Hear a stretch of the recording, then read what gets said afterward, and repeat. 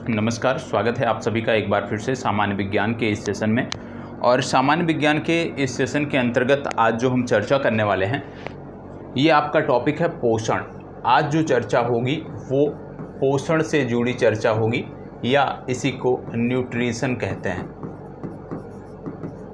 ठीक है, तो न्यूट्रिशन या पोषण से जुड़ी हुई चर्चा आज आपको देखने को मिलेगी और बहुत ध्यान से समझना है। आप में से कुछ लोगों का कंसर्न था कि सर पाचन के बारे में बहुत अच्छे से डिटेल से नहीं बताया गया है, तो ये जब पोषण समाप्त हो जाता है, पोषण के बाद हम फिर से उसको और डिटेल में अगले सेशन में हम उसको और डिटेल से आपके साथ उपलब्ध कराएंगे, आपको उपलब्ध कराएंगे। अभी तक विशेष रूप से बहुत संक्षिप्त जानकारी दी गई थी आपकी परीक्षा के संदर्भ में, लेकिन आप सब उससे संतुष्ट नहीं हो, इसलिए डिटेल्ड में पोषण से संबंधित अलग से एक सेशन आपको देखने को मिलेगा, जिसमें हम पाचन तंत्र से संबंधित एक अलग सेशन देखने को मिलेगा, जिसमें हम पूरी की पूरी पाचन प्रक्रिया को समझेंगे। लेकिन आज का जो आपका सेशन है ये संबंधित है पोषण से। पोषण के बारे में आज हम जानने वाले हैं। पोषण की बात जब हम करते हैं तो आपको पता होगा पोषण के आधार पे यदि हम वर्गीकरण करें, पोषण के आधार पर यदि हम जीवों का वर्गीकरण करें तो देखने को मिलता है कि पोषण के आधार पर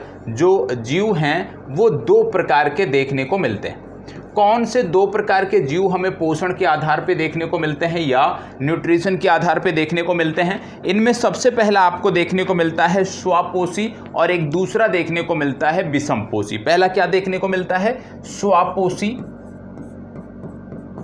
और दूसरा आपको देखने को मिलता है विषमपोषी। ठीक है, तो पोषण के आधार पर जो जीवों का वर्गीकरण है वो दो प्रकार से किया जाता है, जिसमें से पहला आपका आता है स्वापोषी और दूसरा आपको देखने को मिलता है विषमपोषी। इनकी यदि हम अंग्रेजी की बात करें कि इसको हम किस प्रकार से देखते हैं, तो पहले को देखते हैं ऑटोट्रॉप्स के नाम से। स्वापोषी को हम बोलते हैं ऑटोट्रॉप्स। ठीक है, और विषमपोषी की जब हम बात करते हैं तो इसको नोट कर लीजिएगा, हेट्रोट्रॉप्स। क्या बोलते हैं इसको? हेट्रोट्रॉप्स।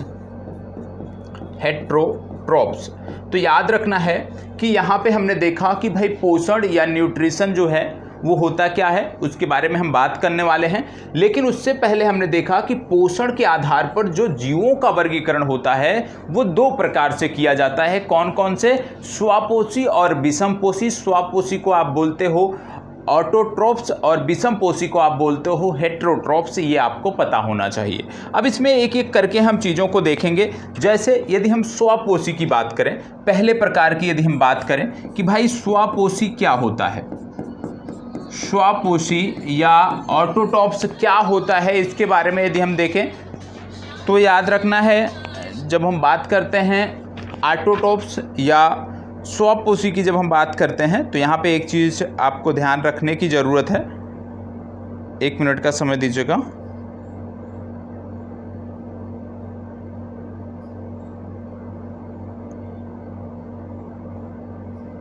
चलिए, इसमें जब हम स्वापोषी की बात करते हैं तो स्वापोषी के संदर्भ में आपको पता होना चाहिए। एक्चुअली क्या था, मोबाइल साइलेंट नहीं था तो कॉल आ रही थी तो डिस्टर्ब होता, इस वजह से आपसे 1 मिनट का समय मांगा।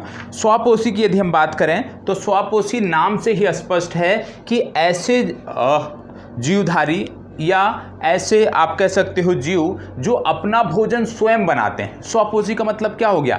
ऐसे जीवधारी जो अपना भोजन स्वयं बनाते हैं उनको हम ऑटोट्रॉप्स या स्वापोषी के नाम से जानते हैं। अब इसमें यदि हम बात करें कि कौन कौन से आते हैं तो इसमें दो प्रकार के जीव देखने को मिलते हैं। कौन कौन से? पहला है, पहले तो ये हो गया जो अपना भोजन स्वयं बनाते हैं, जो अपना भोजन स्वयं बनाते हैं। ठीक है, जो अपना भोजन स्वयं तैयार करते हैं। अब अपना भोजन स्वयं तैयार करने वाले जीवों के दो प्रकार देखने को मिलते हैं। कौन कौन से? इनके भी दो प्रकार देखने को मिलते हैं। ठीक है, पहला इसमें यदि हम बात करें, पहला क्या है? पहला है प्रकाश संश्लेषी जीव। पहला है प्रकाश संश्लेषी जीव। ठीक है, पहला हो गया प्रकाश संश्लेषी जीव। दूसरे की यदि हम बात करें तो दूसरा है रसायन संश्लेषी जीव। दूसरा क्या है? रसायन संश्लेषी जीव। तो याद रखिएगा यहाँ पे क्या याद रखना है, स्वपोषी मतलब ऐसे जीव जो अपना भोजन स्वयं बनाने में सक्षम हैं, उनको हम स्वपोषी के नाम से जानते हैं। और इनके दो प्रकार देखने को मिलते हैं, पहला है प्रकाश संश्लेषी जीव और दूसरा है रसायन संश्लेषी जीव। अब प्रकाश संश्लेषी जीव कौन से हैं, नाम से स्पष्ट है कि भाई प्रकाश संश्लेषण के दौरान ये अपना भोजन तैयार करते हैं। इनका जो भोजन है, जो भोजन तैयार होता है वो प्रकाश संश्लेषण की प्रक्रिया के दौरान तैयार होता है। मतलब प्रकाश संश्लेषण से जो जीव भोजन तैयार करते हैं उनको हम बोलते हैं प्रकाश संश्लेषी जीव। इसी प्रकार से जब रसायन संश्लेषी जीव की बात करते हैं, मतलब रासायनिक पदार्थों के द्वारा जो अपना भोजन स्वयं तैयार करते हैं। किसके द्वारा, रासायनिक पदार्थों के द्वारा जो अपना भोजन स्वयं तैयार करते हैं उनको हम बोलते हैं रसायन संश्लेषी जीव। तो अभी तक हमने क्या देखा, पोषण के अंतर्गत हमने देखा कि भाई पोषण के आधार पर जीवों को दो कैटेगरी में, दो भागों में विभाजित किया जाता है। पहला स्वपोषी, दूसरा विषमपोषी। और स्वपोषी को भी हम दो प्रकार से देखते हैं। स्वपोषी का मतलब जो अपना भोजन स्वयं तैयार करते हैं, इनको भी हम दो कैटेगरी में डिवाइड करते हैं। पहला आता है प्रकाश संश्लेषी जीव, मतलब ऐसे जीव जो प्रकाश संश्लेषण की प्रक्रिया के दौरान अपना भोजन तैयार करते हैं। और दूसरा है रसायन संश्लेषी जीव, मतलब जो रासायनिक पदार्थों के द्वारा, रासायनिक पदार्थों के संश्लेषण से अपना भोजन तैयार करते हैं, उनकी बात यहां पे हम कर रहे हैं। अब ये तो हो गया स्वपोषी के बारे में। स्वपोषी के बाद जब हम आगे बढ़ते हैं, फिर बात आती है विषमपोषी या हेटेरोट्रॉप्स की। ठीक है, हेटेरोट्रॉप्स या विषमपोषी। तो अब दूसरा प्रकार हम देख रहे हैं, विषमपोषी या हेटेरोट्रॉप्स। विषमपोषी या हेटेरोट्रॉप्स नाम से स्पष्ट है क्या, जो जीव भोजन के लिए दूसरे जीवों पर निर्भर रहते हैं। ऐसे समस्त जीव जो भोजन के लिए दूसरे जीवों पर निर्भर रहते हैं उनको हम विषमपोषी जीव की कैटेगरी में रखते हैं। और इसमें हम आप सब आते हैं, मतलब इस कैटेगरी के उदाहरण के तौर पे यदि हम बात करें तो मानव और जंतु को आप इसमें रख सकते हो। ठीक है, क्योंकि हम अपने भोजन के लिए दूसरों पर निर्भर रहते हैं और हम हेटेरोट्रॉप्स कैटेगरी के अंतर्गत आते हैं। अब इसके भी चार प्रकार देखने को मिलते हैं। ये जो विषमपोषी हैं, मतलब जो अपना भोजन, जो भोजन के लिए दूसरों पर निर्भर रहते हैं, भोजन के लिए दूसरों पर आश्रित रहते हैं।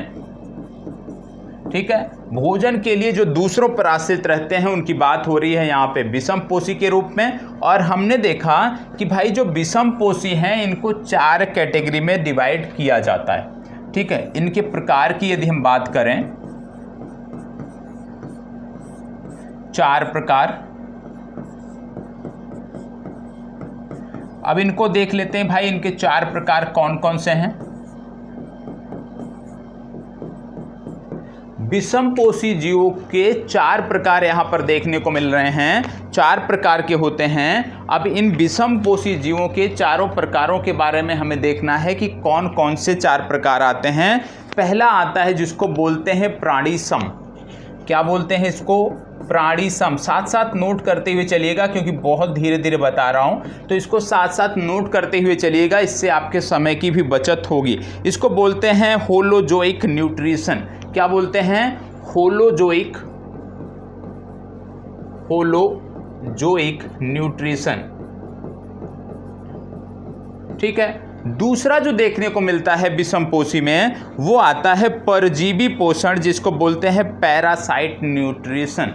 दूसरा परजीवी पोषण, परजीवी पोषण या पैरासाइट न्यूट्रिशन। ठीक है, तीसरा इसमें जो देखने को मिलता है वो है मृतोपजीवी पोषण। तीसरा कौन सा है? मृतोपजीवी पोषण। और चौथा जो प्रकार इसमें देखने को मिलता है, चौथा प्रकार आपका है सहजीविता। चौथा प्रकार कौन सा होता है? सहजीविता। अब इनको हम एक एक करके समझेंगे। सबसे पहले प्राणी सम की यहाँ पे बात आ रही है। प्राणी सम के बारे में यदि हम बात करें तो इसमें समझना है कि उस पोषण को जिसमें भोजन मुख से ग्रहण करने के बाद पूरी प्रक्रिया संपन्न होती है।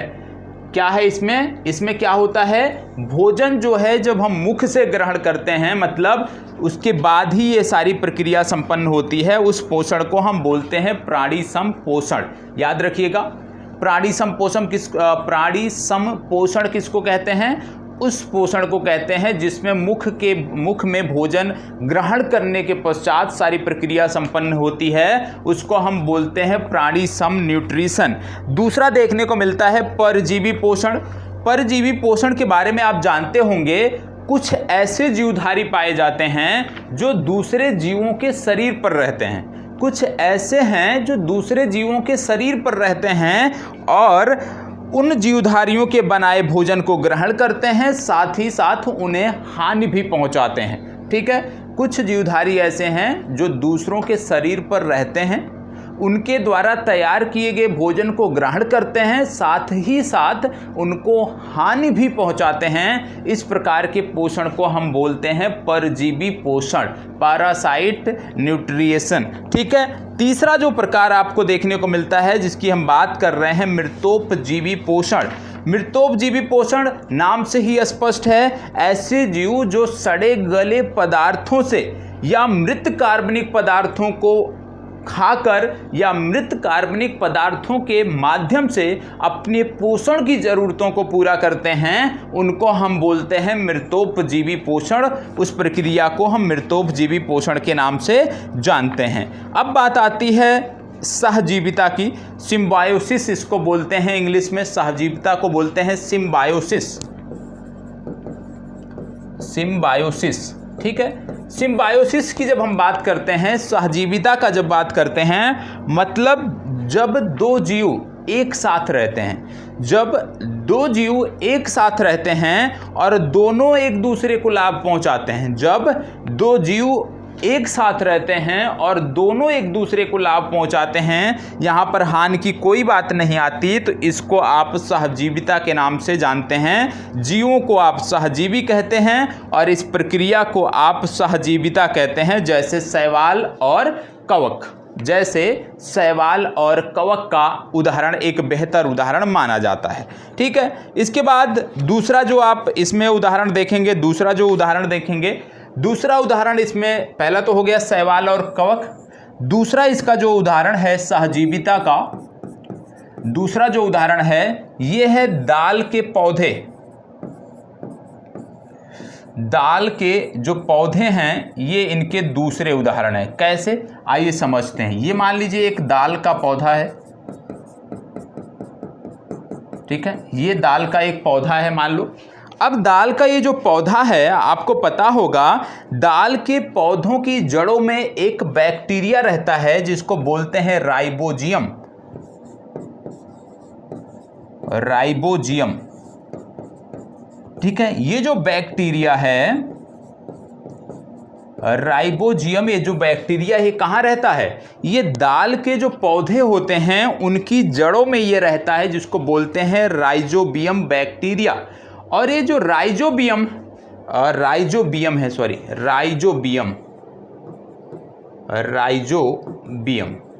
ये जो राइजोबियम बैक्टीरिया होता है, ये कार्य क्या करता है, इसका कार्य करता है प्लांट को नाइट्रोजन प्रदान करना।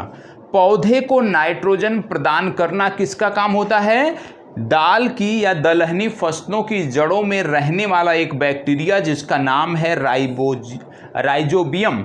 और ये जो राइजोबियम बैक्टीरिया है, यही दाल की जो फसलें होती हैं उनको नाइट्रोजन प्रदान करता है। और नाइट्रोजन गैस खींचकर जो ये पौधे को प्रदान करता है, उसी को बोलते हैं नाइट्रोजन फिक्सेशन। ठीक है, क्या बोलते हैं उसको बोलते हैं नाइट्रोजन फिक्सेशन। नोट कर लीजिएगा, नाइट्रोजन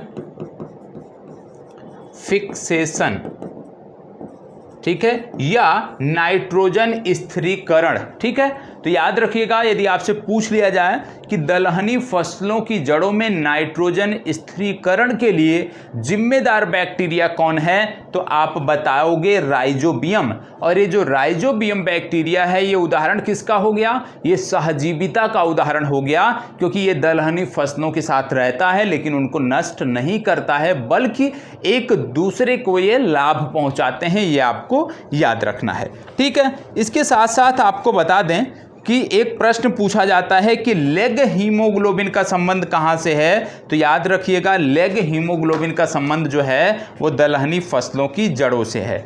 इसके साथ साथ आप जानते होंगे मनुष्य की जो आंत होती है उसमें एक बैक्टीरिया पाया जाता है जिसको बोलते हैं ई कोलाई बैक्टीरिया, ठीक है। ई कोलाई जो बैक्टीरिया होता है ये मनुष्य की आंत में रहता है और भोजन को पचाने में मदद करता है। कहने का मतलब है कि जो ई कोलाई बैक्टीरिया है यह भी सहजीविता का एक बेहतर उदाहरण है, क्योंकि ये मनुष्य की आंत को नुकसान नहीं पहुंचाता है बल्कि भोजन के पाचन में मदद करता है। तो ये सहजीविता का एक बेहतर उदाहरण है ई कोलाई बैक्टीरिया। और ई कोलाई जो बैक्टीरिया है ये मनुष्य की आंत में पाया जाता है, ठीक है। एक चीज़ आपको क्या पता है, आपने जैसे मैंने यहाँ पे एक पौधे की बात किया, नाइट्रोजन की बात किया, तो आपको पता होगा एक पौधा होता है जिसको बोलते हैं कीटभक्षी पौधा, सब जानते होंगे।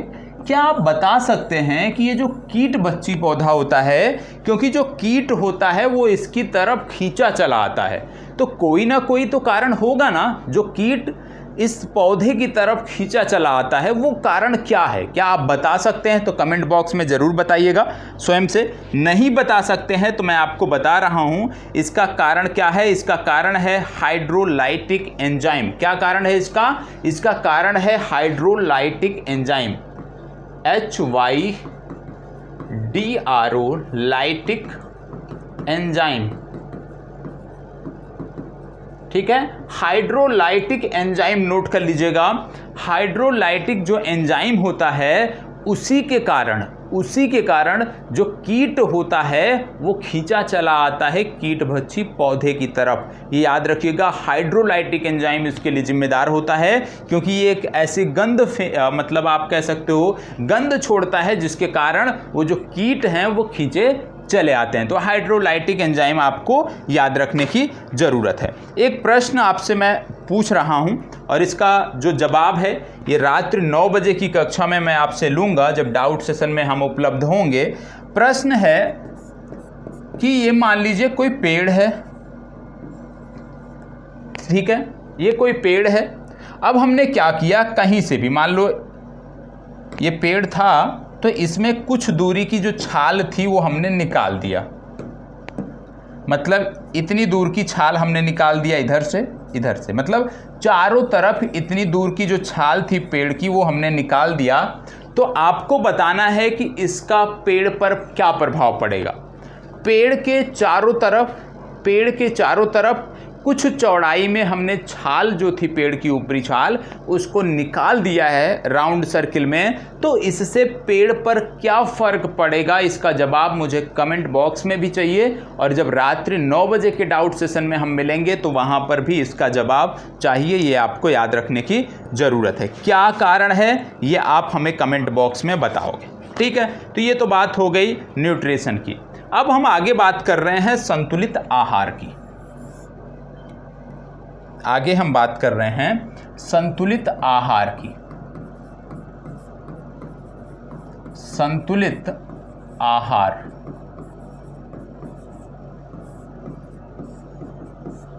संतुलित आहार की यहां पे बात करनी है। संतुलित आहार, सबसे पहली बात है भैया संतुलित आहार का मतलब क्या है, ठीक है। सबसे पहली ज़रूरत तो यही है समझने की कि संतुलित आहार हमें चाहिए क्यों, संतुलित आहार हमें क्यों चाहिए। इसके जवाब में मैं आपको बता दूं, यदि आपको अच्छा पोषण प्राप्त करना है तो आपको संतुलित आहार चाहिए। तो संतुलित आहार अच्छा पोषण के लिए आवश्यक है। अच्छा पोषण के लिए जो है ये संतुलित आहार आवश्यक है, ये आपको पता होना चाहिए। अब अगर जैसे हमने बोला अच्छा पोषण, तो क्या संतुलित आहार से ही मात्र अच्छा पोषण हो जाएगा?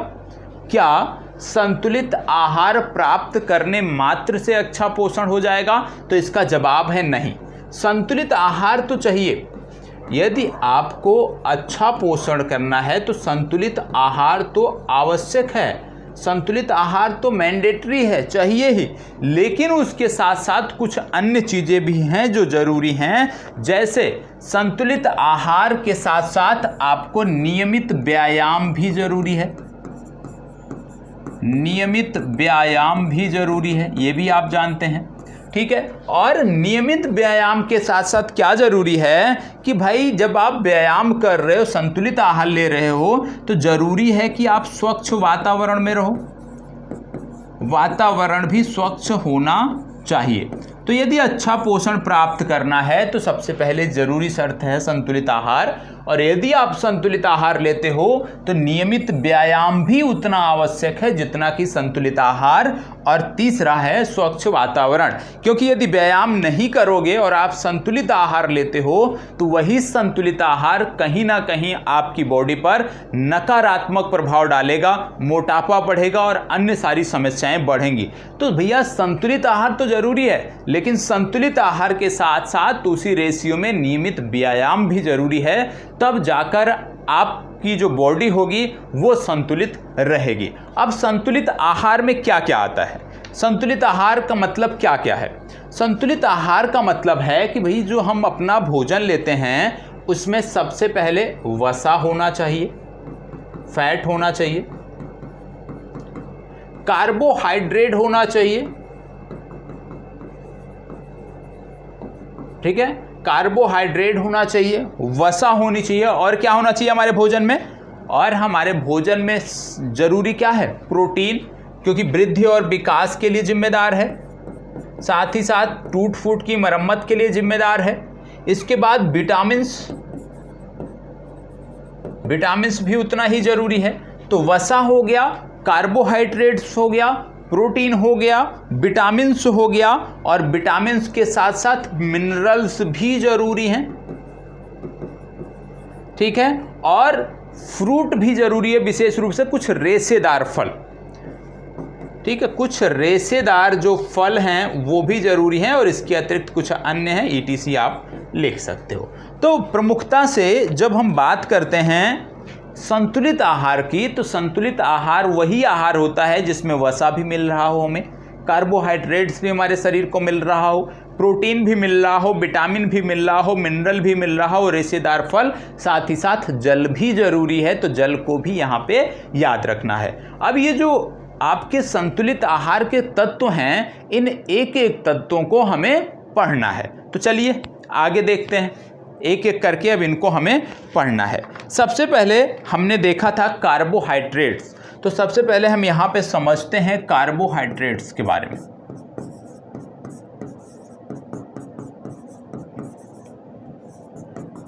ठीक है, कार्बोहाइड्रेट्स के बारे में हमें समझना है। कार्बोहाइड्रेट्स की जब हम बात करते हैं तो यहाँ पे याद रखने की ज़रूरत है कि यह शरीर के लिए प्रमुख ऊर्जा स्रोत है, और ये बने किसके होते हैं? ये कार्बन, हाइड्रोजन और ऑक्सीजन के बने होते हैं। शरीर के लिए ऊर्जा के ये प्रमुख स्रोत हैं, ठीक है, कार्बनिक पदार्थों की ये बने होते हैं। इनको पॉलीहाइड्रोक्सी एल्डिहाइड या कीटोन कहा जाता है, यह भी आपको याद रखने की ज़रूरत है कि इसको कीटोन के नाम से भी जानते हैं। स्वाद की यदि हम बात करें तो स्वाद में ये मीठे होते हैं, और सामूहिक रूप से यदि हम बात करें तो कार्बोहाइड्रेट्स को हम शर्करा सैकेराइड भी कहते हैं, यह भी आपको पता होना चाहिए। इसके प्रकार की यदि हम बात करते हैं तो इसके 3 प्रकार देखने को मिलते हैं। इसके यदि हम प्रकार की बात करें तो इनके 3 प्रकार आपको देखने को मिलते हैं। कार्बोहाइड्रेट्स का जो पहला प्रकार है उसको बोलते हैं मोनोसैकेराइड। क्या बोलते हैं? मोनोसैकेराइड।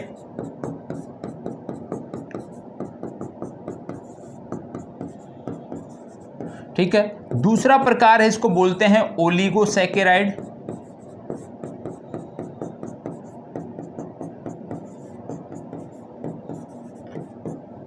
तीसरा जो प्रकार है मोनोसैकेराइड, ओलिगोसैकेराइड, तीसरे को बोलते हैं पॉलीसैकेराइड। क्या बोलते हैं? पॉलीसैकेराइड।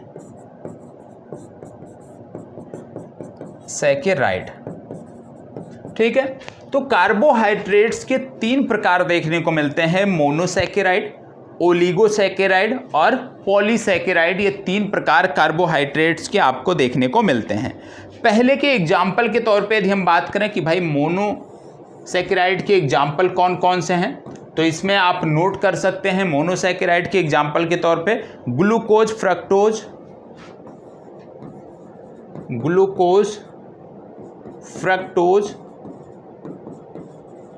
ठीक है, ग्लूकोज हो गया, फ्रक्टोज हो गया, और इसके साथ साथ आप नोट कर लीजिएगा गैलेक्टोज। ठीक है, तो ग्लूकोज, फ्रक्टोज और गैलेक्टोज ये किसके उदाहरण हैं? ये उदाहरण है मोनोसैकेराइड को। ग्लूकोज को यदि हम बात करें तो ग्लूकोज को हम ब्लड शुगर कहते हैं, नोट कर लीजिएगा इसको, ग्लूकोज को हम ब्लड शुगर। ठीक है, फ्रक्टोज की यदि हम बात करें तो आप जानते हैं इसको बोलते हैं फलों का शर्करा। ठीक है, गैलेक्टोज की यदि हम बात करें तो इसको हम बोलते हैं दुग्ध शर्करा। ठीक है, तो हमने देखा कि भाई कार्बोहाइड्रेट्स के 3 प्रकार होते हैं। पहला है मोनोसैकेराइड, दूसरा है ओलिगोसैकेराइड और तीसरा है पॉलीसैकेराइड। हमने देखा कि भाई मोनोसैकेराइड जो होता है इसके एग्जाम्पल के तौर पे कौन कौन से आते हैं, तो ग्लूकोज आता है जिसको ब्लड शुगर बोलते हैं, फ्रक्टोज आता है जिसको फलों का शर्करा बोलते हैं, गैलेक्टोज जिसको दुग्ध शर्करा बोलते हैं आता है। ये तीनों आपको पता होना चाहिए। इसके बाद बात आता है ओलिगोसैकेराइड। ठीक है, ओलिगोसैकेराइड के बारे में यदि हम बात करें तो इसके एग्जाम्पल के तौर पे यदि हम बात करें तो आप नोट कर सकते हो इसमें सुक्रोज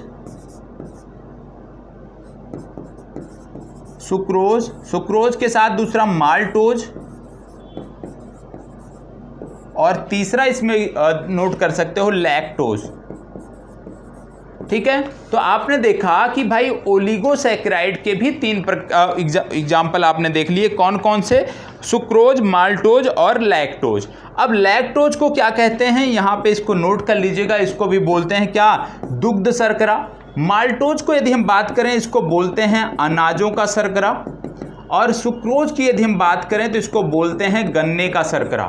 इसको नोट कर लीजिएगा कि सुक्रोज गन्ने का शर्करा, माल्टोज अनाजों का शर्करा और लैक्टोज दुग्ध शर्करा बोलते हैं। तो इसको भी नोट कर लेना है। तो हमने 3 उदाहरण देख लिए दोनों के। अब बात आती है पॉलीसैकेराइड की। पॉलीसैकेराइड के बारे में जब हम बात करते हैं तो आपको पता होगा सेलुलोस और स्टार्च आपने पढ़ा होगा। सेलुलोस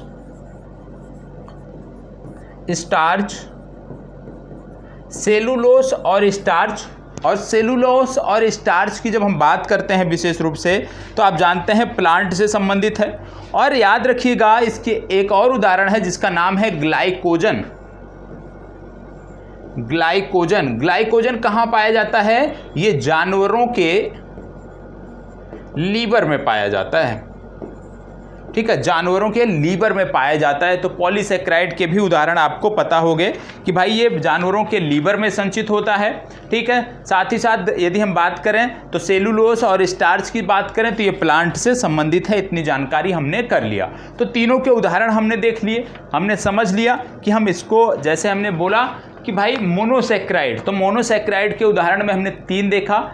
कौन से? ग्लूकोज, फ्रक्टोज और गैलेक्टोज। ग्लूकोज को हम जानते हैं ब्लड शुगर के नाम से, फ्रक्टोज को हम जानते हैं फलों के शर्करा के नाम से, और गैलेक्टोज को हम जानते हैं दुग्ध शर्करा के नाम से। इसी प्रकार से हमने ओलिगोसैकेराइड के 3 उदाहरण देखे। कौन कौन से? सुक्रोज गन्ने का शर्करा, माल्टोज अनाजों का शर्करा और लैक्टोज दुग्ध शर्करा। फिर जब हमने देखा पॉलीसैकेराइड के बारे में तो हमने देखा विशेष रूप से इसका संबंध प्लांट और जानवरों से है। सेलुलोस और स्टार्च की बात करें प्लांट से संबंधित है, और जब ग्लाइक्टोज की हम बात करते हैं तो ये संबंधित कहाँ से है? ये संबंधित है जानवरों के लीवर से। ये हमने देख लिया। ठीक है, ग्लाइकोजन संबंधित कहाँ से है? तो ग्लाइकोजन संबंधित है जानवरों के लीवर से, ग्लाइकोजन। ठीक है, तो ग्लाइकोजन और सेलुलोज साथ ही साथ स्टार्च, इसका संबंध हमने देख लिया कि इसका संबंध जानवरों से है और ये उदाहरण किसके हैं, ये उदाहरण है पॉलीसेकेराइड के। ठीक है, चलिए आगे बढ़ते हैं। अब हम बात करेंगे फैट के बारे में। दूसरा हमारे लिए क्या जरूरी था, दूसरा हमारे लिए जरूरी था वसा। संतुलित आहार में क्या क्या होना चाहिए, दूसरा था वसा या फैट। वसा या फैट भी हमारे लिए जरूरी है। ठीक है, इसमें भी यदि हम बात करें तो कार्बन, हाइड्रोजन और ऑक्सीजन का ये बना होता है, से बनता है, ऐसा कह सकते हो आप। ऊर्जा प्रदान करता है हमें। और 1 ग्राम फैट की यदि हम बात करें तो 1 ग्राम फैट से 9.3 कैलोरी एनर्जी हमें प्राप्त होती है। 1 ग्राम फैट से 9.3 कैलोरी एनर्जी हमें प्राप्त होती है, ये आपको पता होना चाहिए। फैट की यदि हम बात करें तो जब हम फैट की बात करते हैं, फैट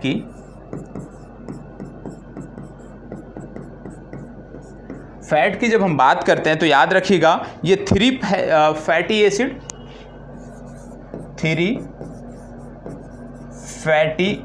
एसिड प्लस, इसको नोट कर लीजिएगा कि जब हम फैट की बात करते हैं तो fat equal to 3 fatty acid plus 1, note कर लीजिएगा,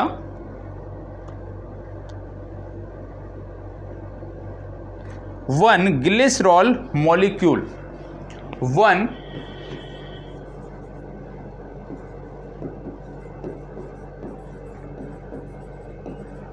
glycerol molecule, 3 fatty acid plus 1 glycerol molecule. ठीक है, चले तो यहाँ पे 3 आप कह सकते हो वसीय अम्ल होते हैं इसमें फैट में। अब इसकी यदि हम बात करें, फैट की यदि हम बात करें तो फैट 2 प्रकार का होता है। ठीक है, ये उतना महत्वपूर्ण नहीं है, नहीं नोट करते हैं कोई मतलब नहीं, लेकिन अब जो बता रहा हूँ ये महत्वपूर्ण है, इसको अच्छे से आपको देखना है। ठीक है, जब हम फैट की बात करते हैं तो ये 2 प्रकार के होते हैं। पहले होते हैं संतृप्त और दूसरा होता है असंतृप्त। संतृप्त और असंतृप्त। अब इसमें यदि हम बात करें कि भाई कौन सा, क्योंकि हमने पढ़ा है कि फैट हानिकारक होता है, तो कौन सा हानिकारक होता है, संतृप्त जो फैट होता है ये ज़्यादा हानिकारक होता है किसकी तुलना में, असंतृप्त फैट के, तो ये ज़्यादा हानिकारक होता है। और असंतृप्त फैट की बात करें तो ये कम हानिकारक होता है, ये आपको याद रखना है। ठीक है, मतलब संतृप्त फैट जो है ये ज़्यादा हानिकारक होता है, तो इसको नोट कर लीजिएगा। ठीक है, अब संतृप्त फैट ज़्यादा हानिकारक होता है, इसके पीछे कारण क्या है, संतृप्त फैट ज़्यादा हानिकारक होता है, इसके पीछे कारक क्या है या इसके पीछे क्या कारण है। जब हम कारणों में जाते हैं तो आपको बता दें कि ये जल्दी गलता नहीं है। जो संतृप्त फैट होता है ये गलता नहीं है, जल्दी गलता नहीं है। परिणाम स्वरूप क्या होता है, ये जो हमारी नलिकाएं होती हैं ना हमारे शरीर में, रक्त नलिकाएं जो होती हैं ये उनमें जमा हो जाता है, तो ये नलिकाओं में जमा हो जाता है। और जब नलिकाओं में जमा होगा, नलिकाओं में जमा हो जाता है, नलिकाओं में जमा हो जाएगा तो परिणाम स्वरूप क्या होगा, ब्लड सर्कुलेशन जो है हमारा है वो बाधित होगा, रक्त का जो संचार है वो बाधित होगा। और यदि रक्त का संचार बाधित होता है तो आप जानते हो हार्ट अटैक, ब्रेन हेमरेज, ये सब समस्याएं आपको देखने को मिलती हैं। संतृप्त कहाँ से प्राप्त होता है, यदि हम बात करें कि भाई हमने देख लिया कि ये ज़्यादा हानिकारक होता है क्योंकि ये गलता नहीं है जल्दी और नलिकाओं में ये जमा हो जाता है, जिससे ब्लड सर्कुलेशन हमारा प्रभावित होता है। और ब्लड सर्कुलेशन प्रभावित होने के कारण क्या देखने को मिलता है, हार्ट अटैक और ब्रेन हेमरेज जैसी समस्याएं देखने को मिलती हैं। अब बात आती है कि भैया जो संतृप्त वसा है ये प्राप्त कहाँ से होता है। यदि इतना खतरनाक है तो ये प्राप्त कहाँ से होता है, इसको भी हमें याद रखना है।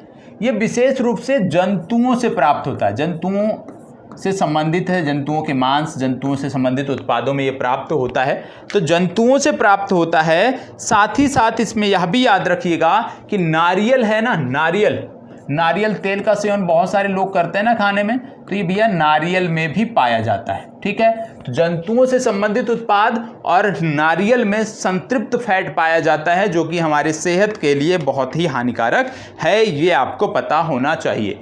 यदि हम बात करें कि असंतृप्त फैट कहाँ मिलता है, असंतृप्त फैट की बात करते हैं यदि हम, तो नोट कर लीजिएगा, असंतृप्त फैट जैसे आप जानते हैं सरसों का तेल आप प्रयोग करते हैं, सूरजमुखी का तेल आप प्रयोग करते हैं, यहाँ पर आपको असंतृप्त फैट मिलता है। मतलब यदि आप सरसों के तेल का यूज कर रहे हो, सूरजमुखी के तेल का यूज कर रहे हो, तो आप कह सकते हो आपकी स्वास्थ्य पर, आपके जो हेल्थ पे प्रभाव पड़ना चाहिए वो कम पड़ रहा है, हानिकारक प्रभाव कम पड़ रहा है। लेकिन यदि नारियल के तेल का सेवन करते हो तो ज़्यादा प्रभाव पड़ रहा है, ये आपको पता होना चाहिए। तो इतनी जानकारी हमने देखा वसा के बारे में, तो वसा के बारे में इतनी ही जानकारी पर्याप्त है। वसा के बाद कार्बोहाइड्रेट्स हमारे लिए ज़रूरी है, हमारे जो हमारा आहार है उसमें कार्बोहाइड्रेट्स होना चाहिए, वसा होना चाहिए, प्रोटीन होना चाहिए। तो अब बात हम कर लेते हैं प्रोटीन की, अब हम बात कर लेते हैं प्रोटीन की।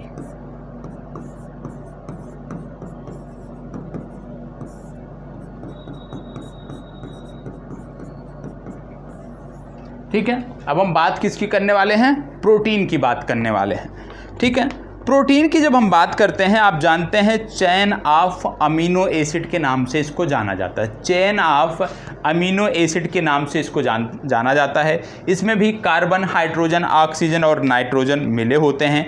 1 ग्राम प्रोटीन की यदि हम बात करें,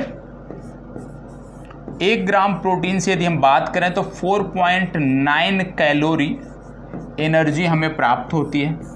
1 ग्राम प्रोटीन से 4.9 कैलोरी एनर्जी हमें प्राप्त होती है, ये आपको पता होना चाहिए। प्रोटीन आप जानते हो, प्रोटीन हमारे वृद्धि एवं विकास के लिए आवश्यक है। शरीर में जो टूट फूट होती है उनकी मरम्मत के लिए भी प्रोटीन आवश्यक है, उनकी मरम्मत में भी प्रोटीन आवश्यक भूमिका निभाता है। इसके बाद हम बात कर लेते हैं कि भैया प्रोटीन की कमी से होता क्या है। प्रोटीन की कमी से आपको बच्चों में विशेष रूप से 2 रोग आपको देखने को मिलते हैं। कौन कौन से? प्रोटीन की कमी से 2 रोग देखने को मिलते हैं। पहला तो आप जानते हो कि भाई प्रोटीन की कमी से क्या होगा, बच्चे कुपोषण के शिकार होंगे, बच्चे कुपोषण के शिकार होंगे, क्योंकि ये वृद्धि और विकास के लिए जरूरी है। तो पहला इसमें जो होता है, नोट कर लीजिएगा, इसको बोलते हैं क्वासियर, क्वासियर, नोट कर लीजिएगा इसको, क्वासियर कोर, क्वासियर कोर। पहली जो बीमारी है उसको बोलते हैं कुपोषण की, उसको बोलते हैं क्वासियर कोर, और क्वासियर कोर प्रोटीन की कमी से होता है। दूसरा जो है उसको बोलते हैं मेरास्मस। क्या बोलते हैं? दूसरा जो है इसको बोलते हैं मेरास्मस। ठीक है, ये आपको पता होना चाहिए। मेरास्मस और क्वासियर कोर, ये 2 बीमारियां हैं जो बच्चों में, जब कुपोषण के शिकार बच्चे होते हैं तो उनमें देखने को मिलता है। और कुपोषण के शिकार किस कारण से? प्रोटीन के कमी के कारण से जब बच्चे कुपोषण के शिकार होते हैं तो ये 2 बीमारियां उनमें देखने को मिलती हैं, ये आपको पता होना चाहिए। वसा के बारे में एक चीज़ और जान लीजिएगा जो हम बताना भूल गए, प्रोटीन के बारे में इतनी जानकारी पर्याप्त है। वसा के बारे में यदि हम बात करें तो आप जानते हैं कि वसा के कारण कोलेस्ट्रॉल का भी निर्माण होता है, आपने पढ़ा होगा। ठीक है, वसा के कारण कोलेस्ट्रॉल का भी निर्माण होता है। और जब कोलेस्ट्रॉल की बात करते हो तो आपने सुना होगा गुड कोलेस्ट्रॉल और बैड कोलेस्ट्रॉल, ये भी आपने सुना होगा। गुड कोलेस्ट्रॉल की यदि हम बात करें तो इससे हार्मोन्स का निर्माण होता है, गुड कोलेस्ट्रॉल जो पाया जाता है।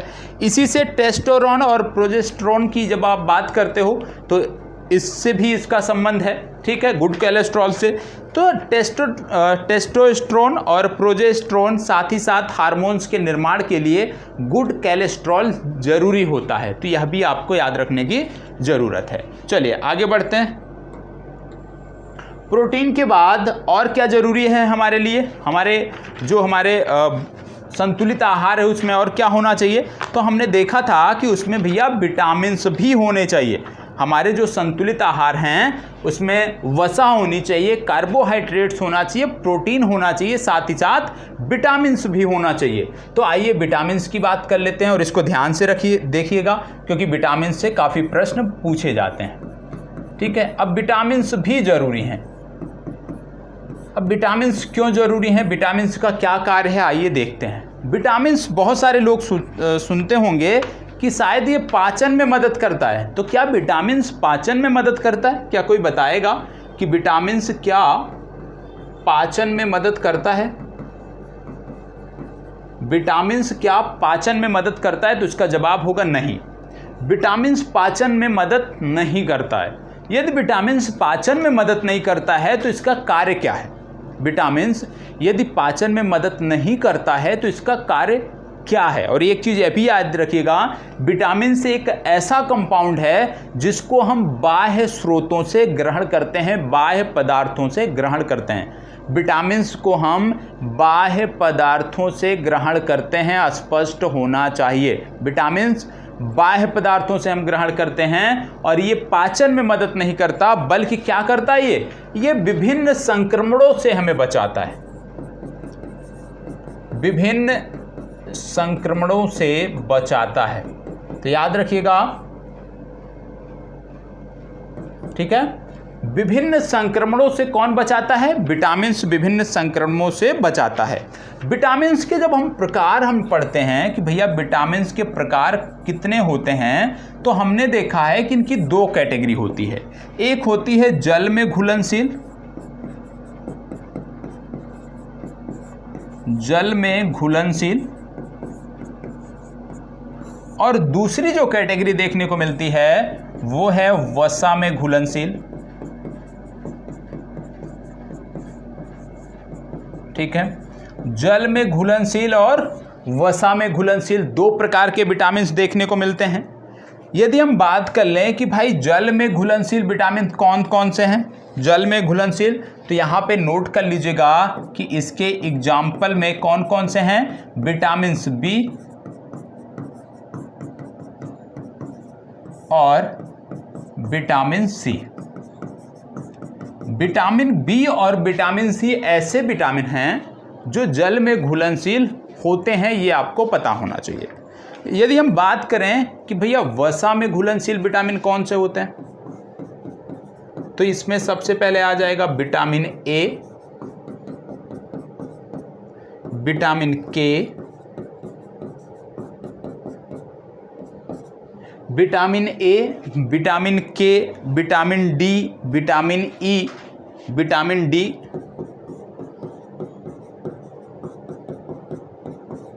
Vitamin E. ठीक है, तो याद रखिएगा जो विटामिन होते हैं दो प्रकार के होते हैं, एक होते हैं जल में घुलनशील विटामिन, एक होते हैं वसा में घुलनशील विटामिन। जल में घुलनशील विटामिन विटामिन बी और विटामिन सी, वसा में घुलनशील विटामिन विटामिन ए, विटामिन के, विटामिन डी और विटामिन ई। तो हमने देखा कि भाई विटामिन्स जो हैं वो भी संतुलित आहार में होने चाहिए, और जो विटामिन्स होते हैं ये हमारे पाचन में मदद नहीं करते। ठीक है, इनका कार्य है विभिन्न संक्रमणों से हमारे शरीर की रक्षा करना, हमारे शरीर को बचाना। साथ ही साथ हमने यह भी देखा विटामिन्स के संदर्भ में कि विटामिन्स जो हैं ये हम बाह्य स्रोतों से ही ग्रहण करते हैं, शरीर में विटामिन्स नहीं बनते हैं, ऐसे बाह्य स्रोतों से ही हमें लेना होता है। अब विटामिन्स के बारे में कुछ फैक्ट भी यहीं पर आपको बता देता हूं। जैसे यदि आपसे कभी पूछ लिया जाए कि भाई विटामिन्स के बारे में सबसे पहले बताया किसने, सबसे पहले किसने बताया,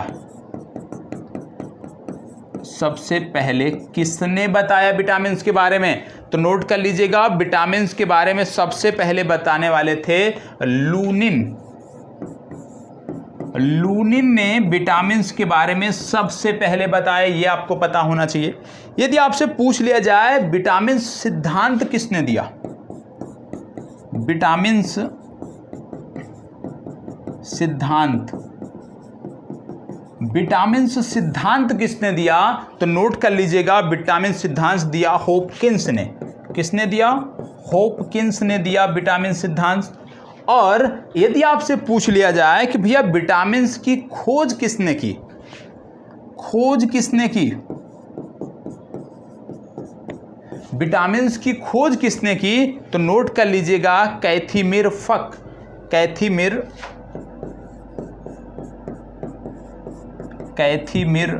फक, इन्होंने विटामिन की खोज किया। तो सबसे पहले विटामिन के बारे में बताया लूनिन ने, विटामिन सिद्धांत दिया होपकिंस ने, और विटामिन की खोज किया, इनका नाम था कैथीमिर फक। इतनी जानकारी आपको पता होना चाहिए, ठीक है। और आपको यह भी बता दें कि ADEK ये जो विटामिन हैं, ADEK जैसे आपने देखा है ये कहाँ संचित होते हैं यदि पूछ लिया जाए तो याद रखिएगा ये लीवर में संचित होते हैं, लीवर में संचित होते हैं। मतलब वसा में जो घुलनशील विटामिन हैं वो कहाँ संचित होते हैं, तो वसा में घुलनशील विटामिन हमारे लीवर में संचित होते हैं, ये आपको पता होना चाहिए। अब एक एक करके ये जो विटामिन्स हैं इनके बारे में हम देखते हैं। सबसे पहले हम देख लेते हैं वसा में घुलनशील विटामिन्स के बारे में, और वसा में घुलनशील विटामिन्स के बारे में सबसे पहले हम देखेंगे विटामिन ए के बारे में, ठीक है। विटामिन ए के बारे में, विटामिन ए के बारे में जब हम बात करते हैं तो इसका अन्य नाम भी पता होना चाहिए, इसको बोलते हैं रेटिनॉल। क्या बोलते हैं, रेटिनॉल, ठीक है। रेटिनॉल के नाम से इसको जानते हैं, विटामिन ए को हम कहते हैं रेटिनॉल। इसकी कमी से क्या होता है, तो आप जानते हैं इसकी कमी से सबसे पहले क्या देखने को मिलता है, रतौंधी, ठीक है। तो विटामिन ए की कमी से क्या देखने को मिलता है, विटामिन ए की कमी से आपको देखने को मिलता है रतौंधी। तो इतना नोट कर लीजिएगा। और आपको बता दें, इसको पहले नोट कर लीजिएगा, और एक बीमारी होती है जिसको बोलते हैं जीरोथाल्मिया, जीरो नोट कर लीजिएगा, जीरोथाल्मिया।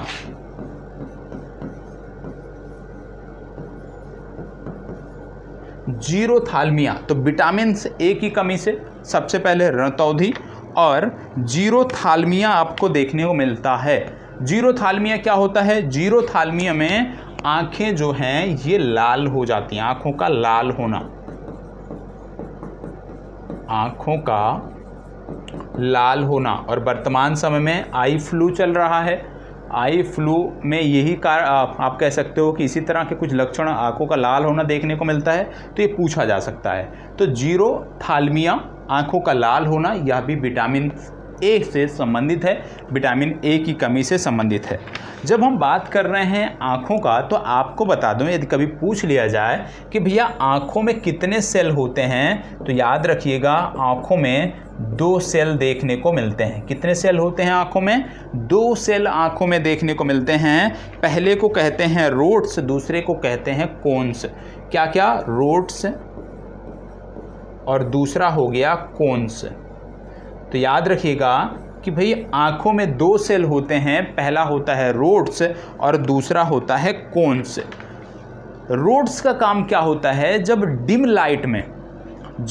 लाइट में किसी भी वस्तु को देखते हो आप, कोई भी कंटेंट आप डिम लाइट में पढ़ते हो, तो वहाँ पे रोड्स का आपका कह सकते हो कार्य, रोड्स वहाँ पे कार्य करता है।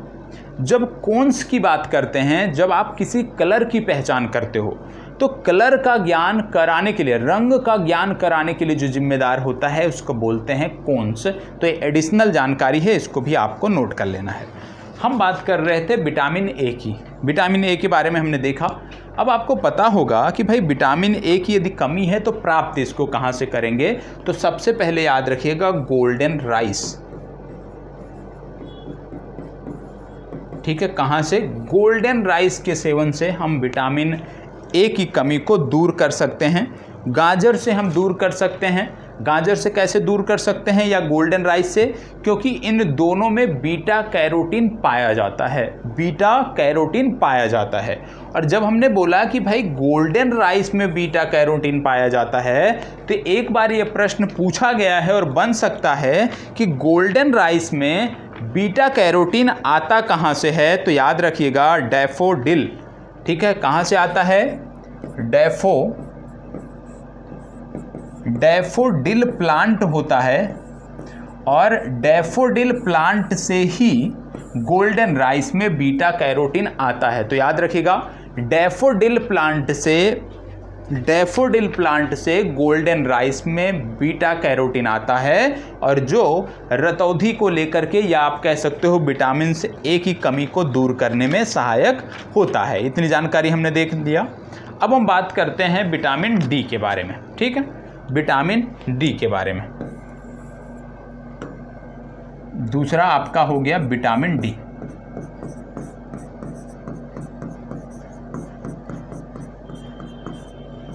विटामिन डी के बारे में बात कर रहे हैं। विटामिन डी के बारे में जब हम जानने से पहले आपको बता दें कि इसको बोलते हैं कैल्सीफेरॉल। क्या बोलते हैं इसको? कैल्सीफेरॉल।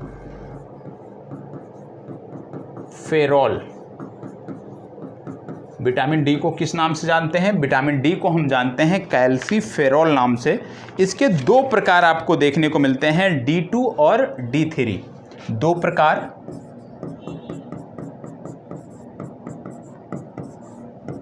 D2 और D3, दो प्रकार आपको देखने को मिलते हैं, D2 और D3, ये आपको पता होना चाहिए।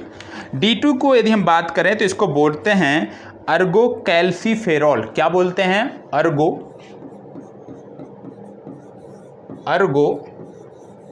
कैल्सीफेरॉल,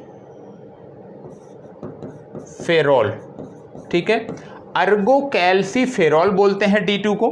और D3 की बात करें यदि हम तो इसको बोलते हैं कोल कैल्सीफेरॉल, ठीक है, कोल calciferol.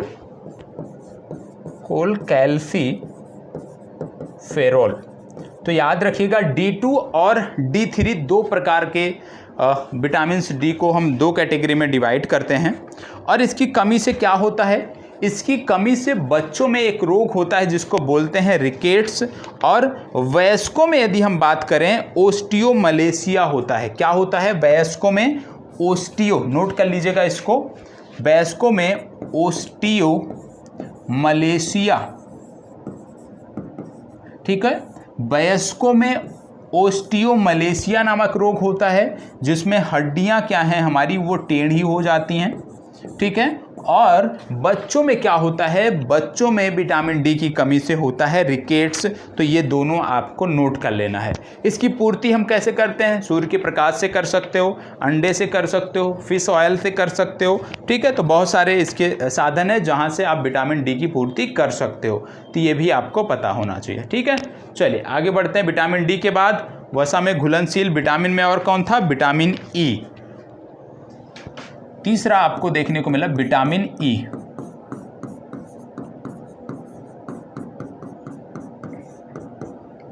Vitamin E, vitamin E की जब बात करें तो आपको पता होगा इसको कहते हैं टोकोफेरॉल। क्या बोलते हैं इसको? टोकोफेरॉल। विटामिन ई को बोलते हैं टोकोफेरॉल, ये आपको पता होना चाहिए, ठीक है। इसकी कमी से क्या होता है? सबसे पहले आपको नोट कर लेना है, इसकी कमी से आपको देखने को मिलता है नपुंसकता, ठीक है, पहला नोट कर लीजिएगा। इसकी कमी से नपुंसकता हो सकती है। साथ ही साथ इसको ब्यूटी विटामिन भी कहते हैं, ये भी नोट कर लेना। विटामिन ई को क्या कहते हैं? ब्यूटी, क्योंकि ये स्किन के लिए बहुत ज़रूरी होता है, तो इसको बोलते हैं ब्यूटी विटामिन। ये भी आपको याद रखने की ज़रूरत है। तो टोकोफेरॉल नपुंसकता से संबंधित है और ब्यूटी विटामिन के नाम से भी इसको हम जानते हैं। इसके बाद बात आती है विटामिन के की, ठीक है। अगली चर्चा जो है वो है विटामिन के की। विटामिन के,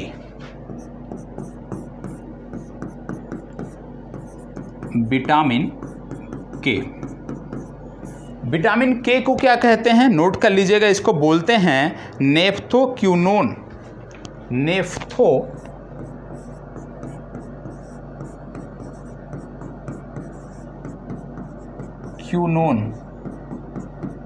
ठीक है, नेफ्थोक्यूनोन इसको बोलते हैं। और नेफ्थोक्यूनोन के साथ फिलोक्यूनोन भी बोलते हैं इसको। क्या बोलते हैं?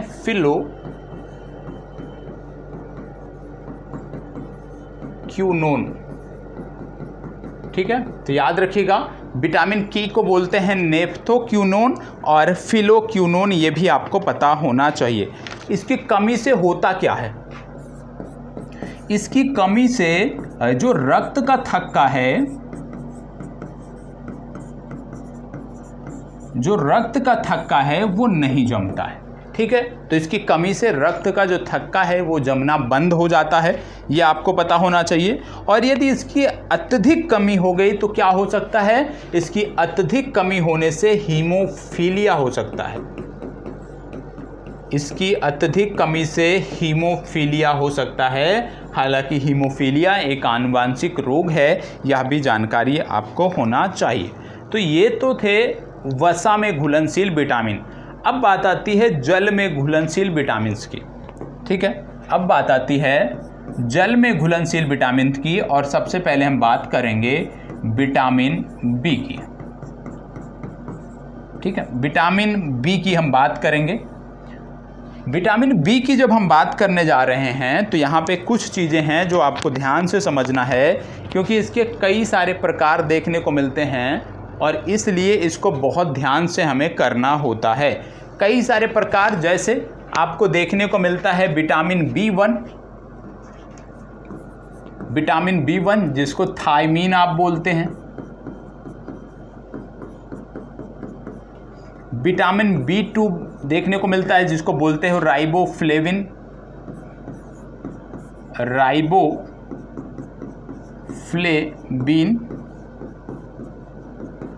इसके बाद देखने को मिलता है बी3, विटामिन बी3, इसको बोलते हैं निकोटिनिक एसिड, निकोटिनिक एसिड। इसके बाद देखने को मिलता है विटामिन बी5, विटामिन बी5 को बोलते हैं पैंथोथेनिक एसिड, थेनिक एसिड। विटामिन बी5 के बाद विटामिन बी6, विटामिन बी6 की बात करते हैं, इसको बोलते हैं पायरिडॉक्सिन।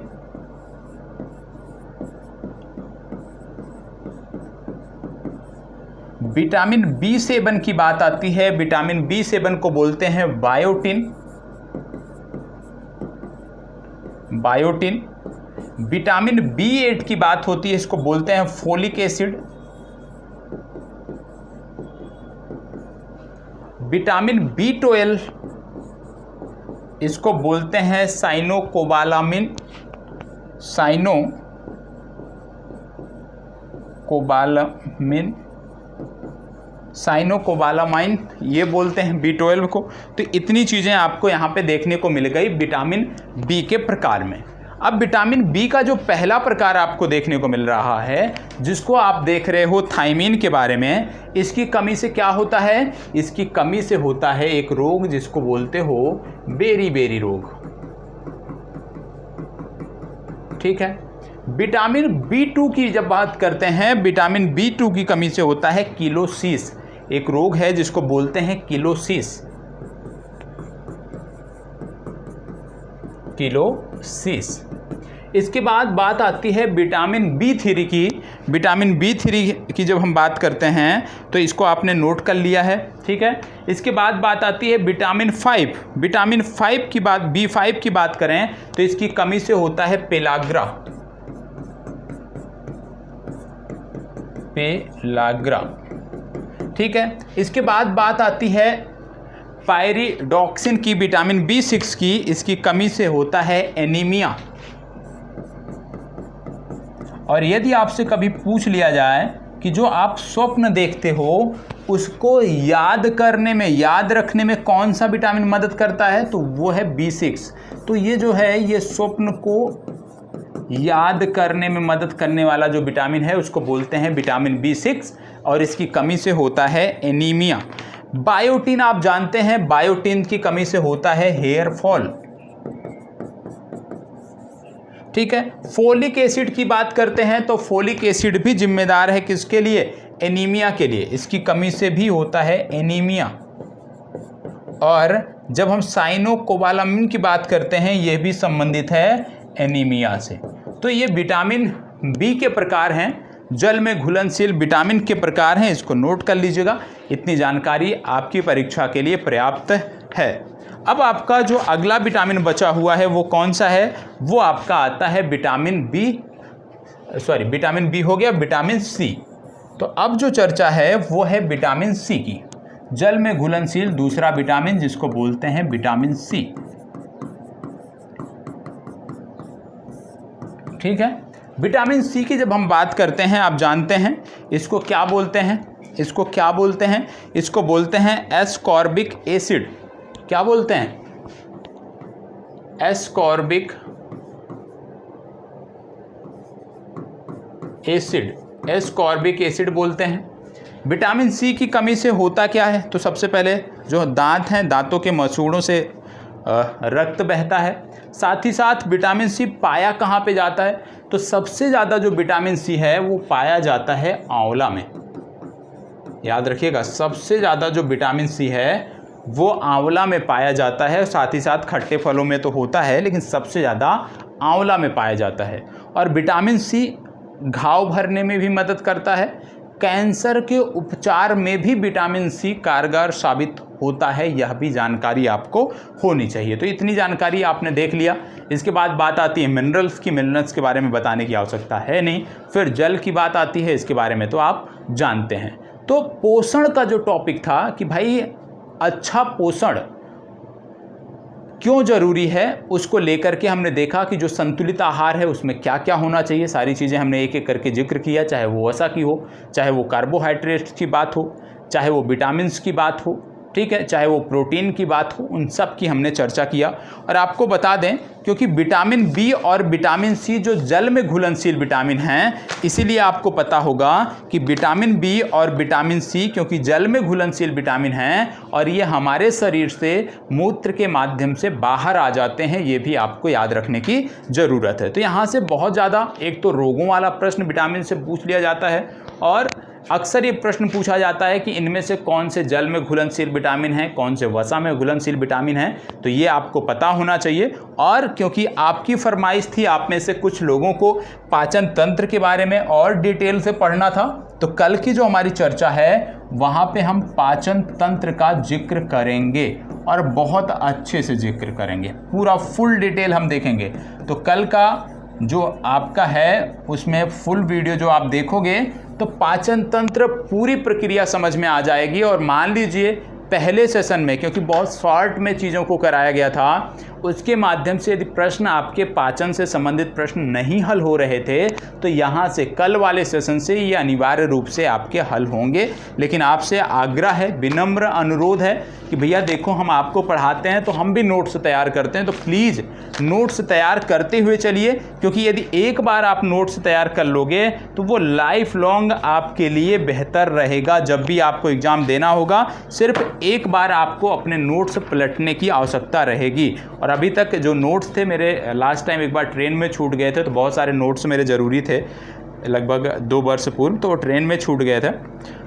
और आपको बता दें, उसके बाद से कुछ सब्जेक्ट ऐसे थे जिसके नोट्स नहीं थे, तो अब आपको पढ़ा रहा हूँ तो मैं भी नोट्स अपना तैयार कर रहा हूँ। तो नोट्स आप भी तैयार करते रहो, क्योंकि यदि आप ये समझो कि मैं अपना नोट्स दे दूं उससे आपका काम हो जाएगा, नहीं हो पाएगा, क्योंकि हमारा सोचने का तरीका अलग है। हो सकता है कुछ कंटेंट हमारे मस्तिष्क में हो, मैं इसमें ना नोट करता हूं, या कुछ चीज़ें ऐसी हों जो आपको आती हों इसमें नोट हैं, जो नहीं आती हैं वो नहीं नोट हैं। तो इस तरह से बेहतर नहीं हो पाएगा, नहीं तो मैं नोट्स शेयर कर देता। इसलिए ज़रूरी है आप अपना नोट्स स्वयं बनाओ, डेली बेसिस की क्लास करो। 1 घंटे की क्लास होती है, स्पीड बढ़ाकर इसको आप आधे घंटे में भी देख सकते हो या 45 मिनट में देख सकते हो अपने सुविधा अनुसार, लेकिन नोट्स ज़रूरी है। ठीक है, चलिए मिलते हैं कल के सेशन में, और कल हम चर्चा करेंगे पूरी तरीके से पाचन तंत्र के बारे में और डिटेल से पाचन तंत्र को समझने का, जानने का प्रयास करेंगे। धन्यवाद, बहुत बहुत आभार। सेशन कैसा लगा है इसके लिए प्रतिक्रिया देना भूलिएगा मत, प्रत्येक दिन अनिवार्य है। और यदि अच्छा लगता है तो प्लीज़ कम से कम शेयर अवश्य कर दिया करो अपने मित्रों तक। ठीक है, चलिए धन्यवाद।